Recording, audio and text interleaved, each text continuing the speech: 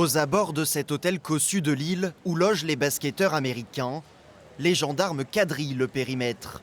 Sécuriser les hébergements des athlètes est l'une de leurs principales missions pendant les Jeux.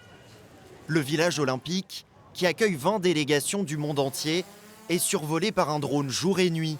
Le site est lui aussi totalement hermétique. Les agents de sécurité de Paris 2024 sont là pour vérifier les accréditations, vérifier les bagages des athlètes. Donc tout est passé au rayon X, etc. pour être sûr qu'il y ait vraiment un maximum de sécurité à l'intérieur.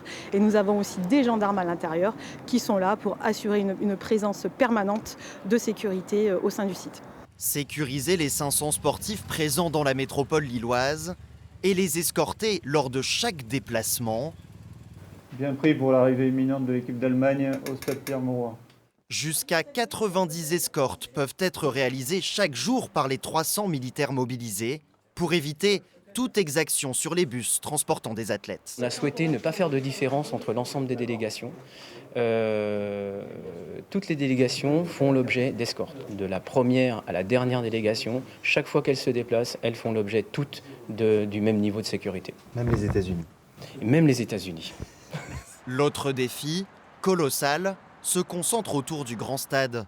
Jusqu'à 4 matchs par jour, brassant chacun 27 000 spectateurs.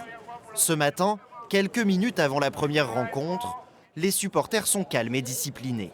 On fait un peu la queue, mais c'est que c'est pour être en sécurité à l'intérieur, donc tout va bien se passer. C'est assez fluide, les policiers stoppent assez souvent, il n'y a pas ce sentiment de grosse foule où on est serré. Pour l'instant, je me sens bien. Par contre, le dispositif d'accès au stade laisse à désirer.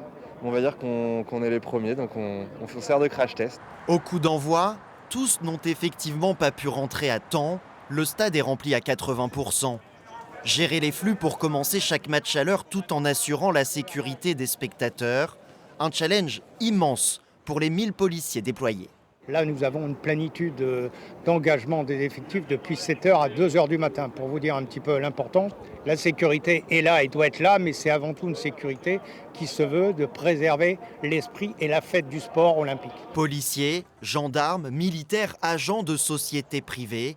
Au total, plus de 4000 forces de sécurité sont mobilisées pendant les 15 jours de jeu dans la métropole lilloise.